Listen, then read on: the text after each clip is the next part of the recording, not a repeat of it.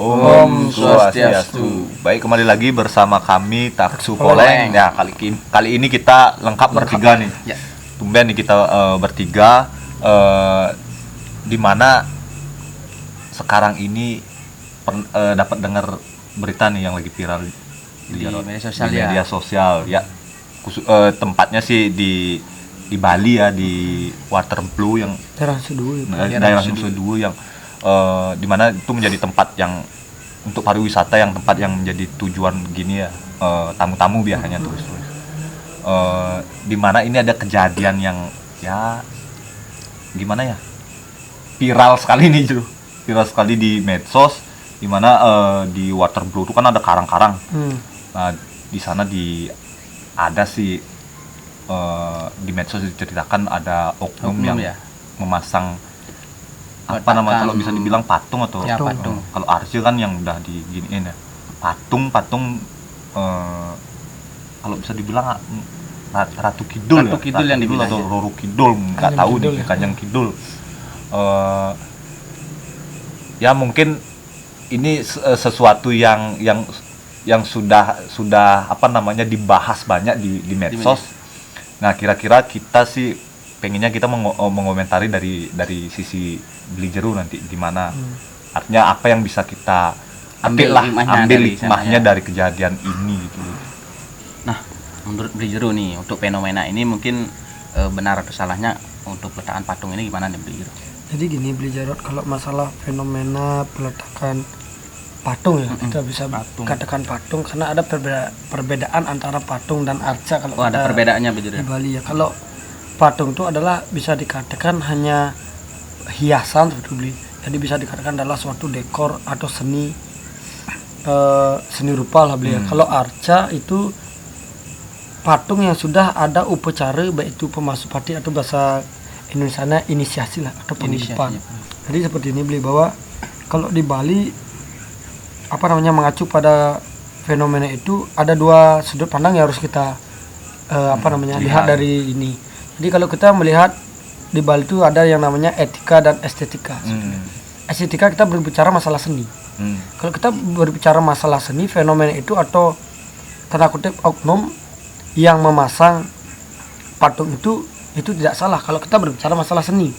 Karena kan seninya konsep kalau Kanjeng Kidul yang memang di laut, pinggir laut seperti itulah seni. Dari estetika juga kan itu diletakkan dengan baik kayak gitu. Itu kalau kita berbicara masalah estetika. Kemudian kalau etikanya, ya ini etika di dalam konsep kita.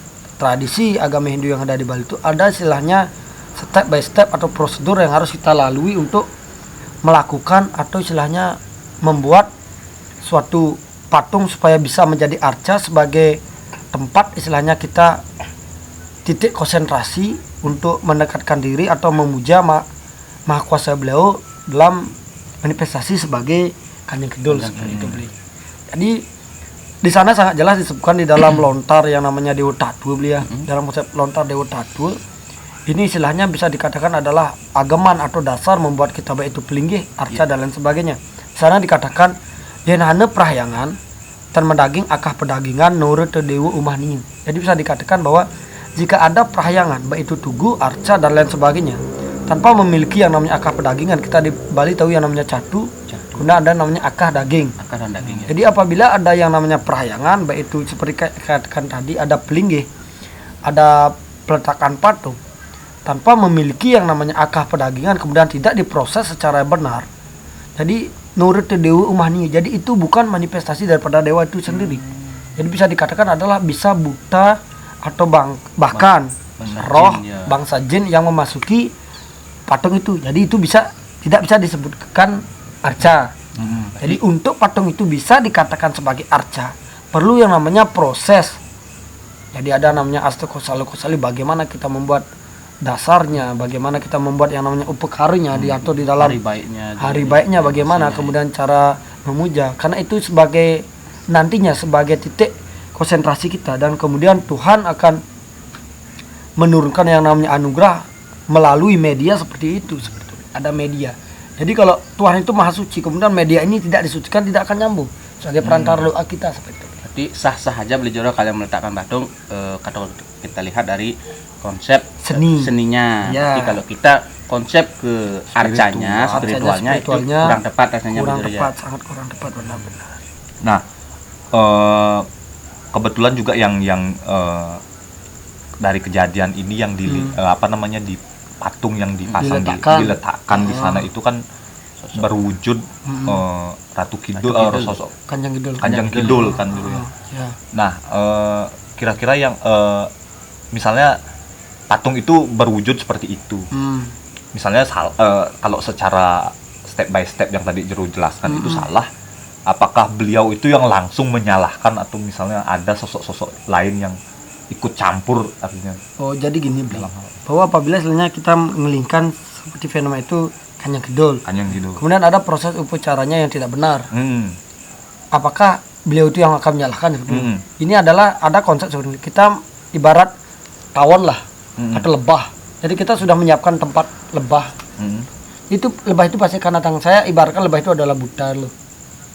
Jadi apabila kita sudah menyiapkan tempat, kemudian tanpa proses upekar, kalau di Bali ada istilahnya nyawinin. Jadi ini loh makhluk asal ini, dia akan mengira, oh saya yang dibawakan tempat itu. Karena sebenarnya kita tidak melakukan yang benar.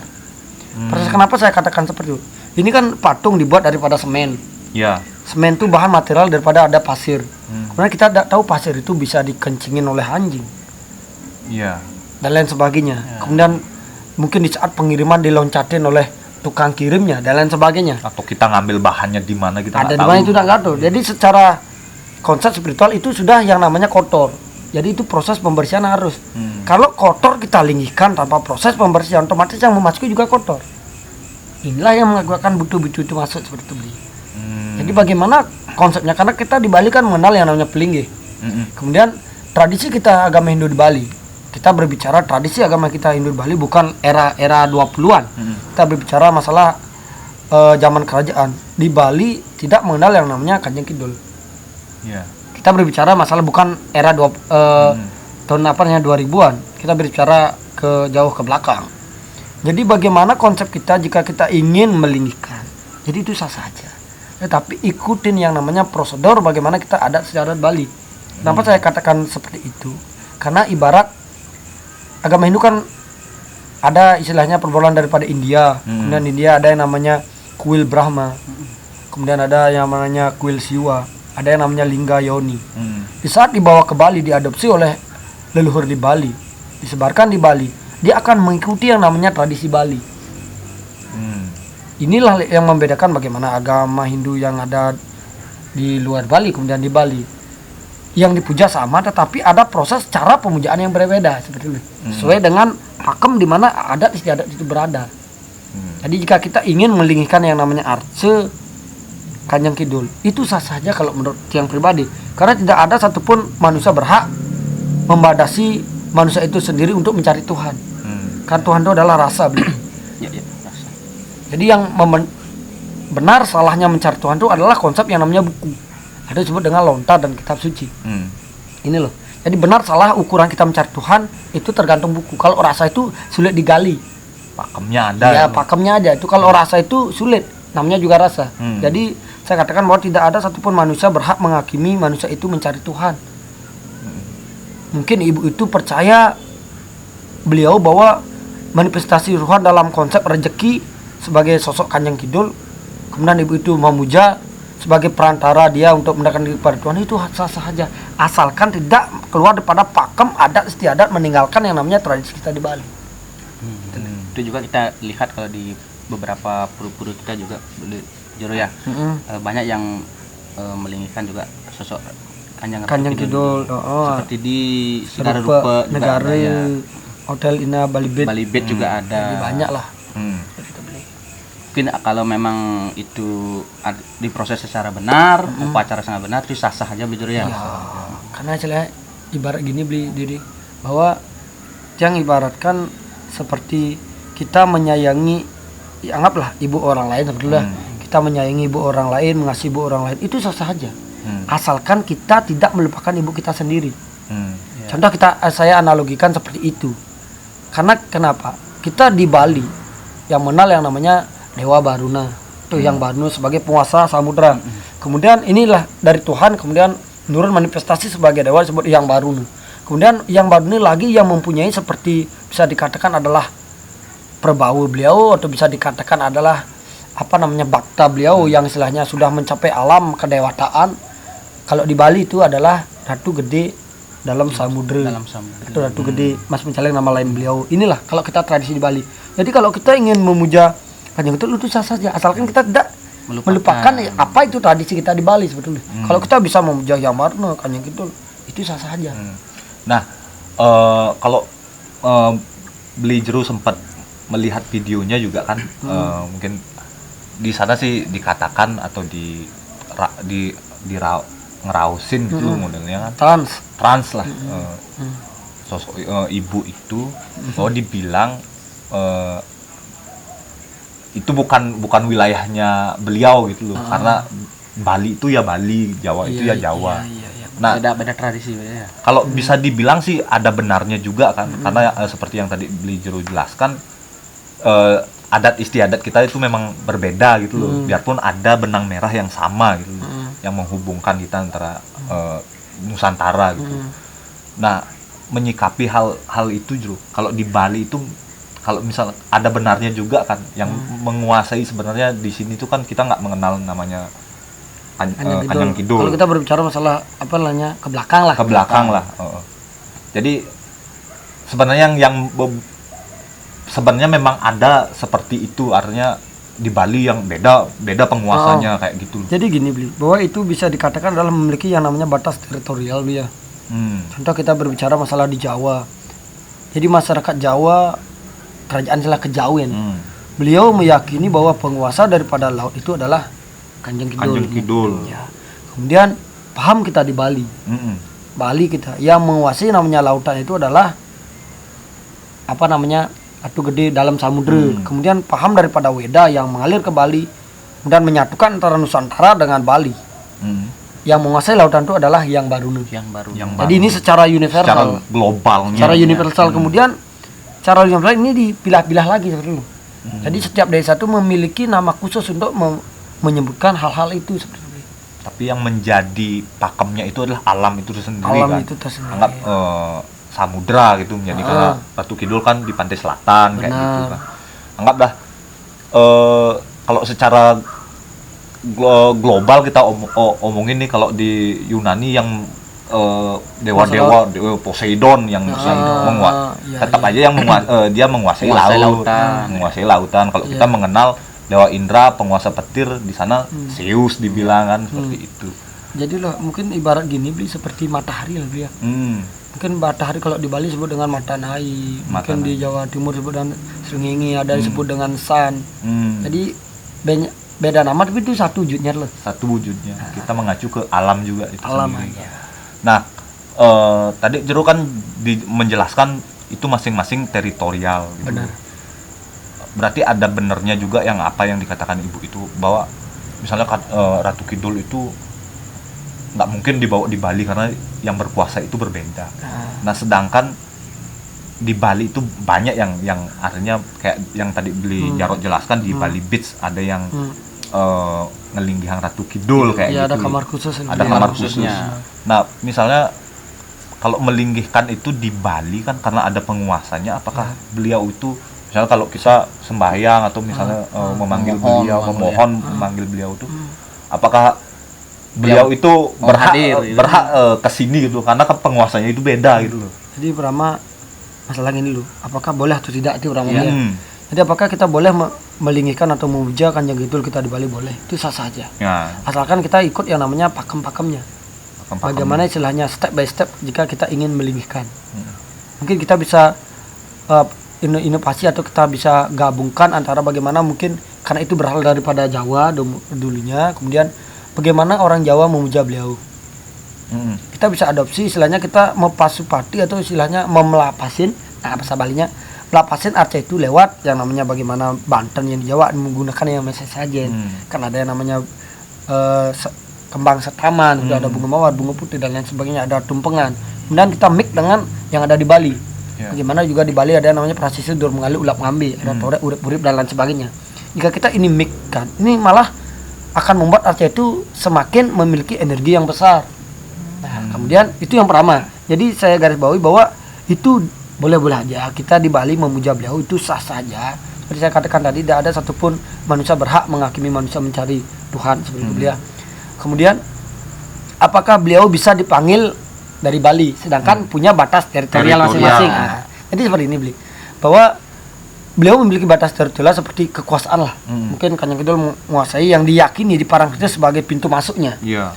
Kemudian di Bali Ratu Gede Dalam Samudra sebagai penguasa laut Bali, kemudian sebagai sentralnya adalah di Nusa Penida.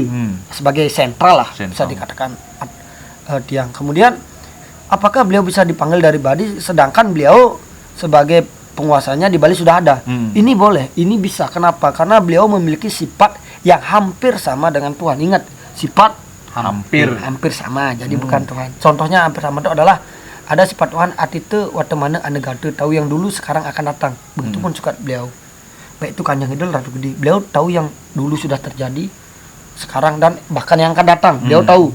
Kemudian beliau memiliki sifat hampir, pia pake, ada di mana-mana. Beliau bisa dipanggil dimanapun. Asalkan kita satu tulus niat dan ada konsep atau tempat kita konsentrasi, ada artinya mungkin yang sudah yang proses, itu ada mengkonekkan. Jadi ada butuh yang namanya sinyal untuk mengkonekkan hal itu seperti itu. Itu dibolehkan. Kalau misalnya kita nggak anggap di luar, kita nggak gini pelinggihan aja mungkin bisa. Ya mungkin kita lewat laut, lewat canang atau harapan, apalah keyakinan kita. Soalnya kita tulus bisa. Berarti sah-sah aja, yang penting kita mengikuti aturan yang ada kan. Jangan melupakan apa yang sudah ada tradisi kita di Bali, itu aja garis bawahi.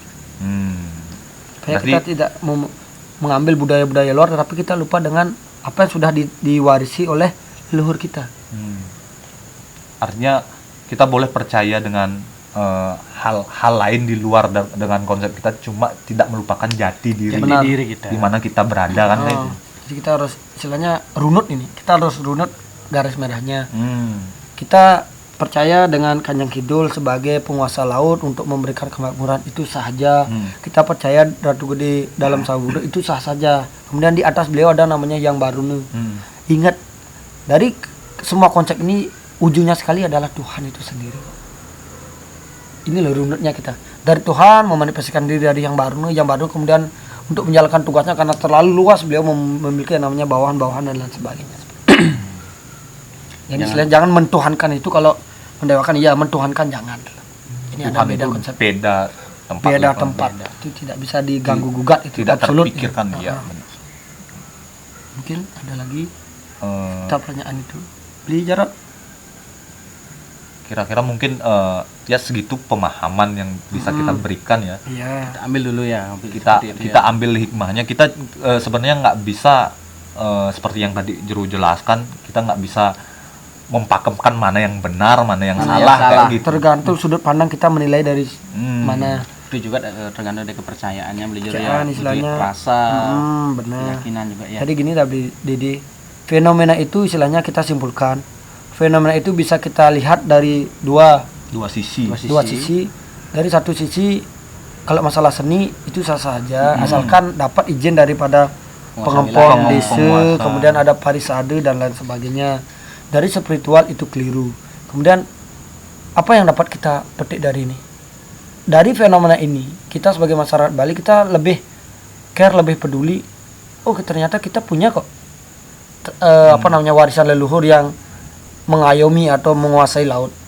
Semoga lewat daripada fenomena ini masyarakat di sana atau bahkan bendesa di sana terbuka dan membuatkan yang namanya pelihkan khusus untuk memuja baik itu beliau atau bahkan memuja Ratu Gede Dalam Samudra atau bahkan Yang Baruna yang kita percaya.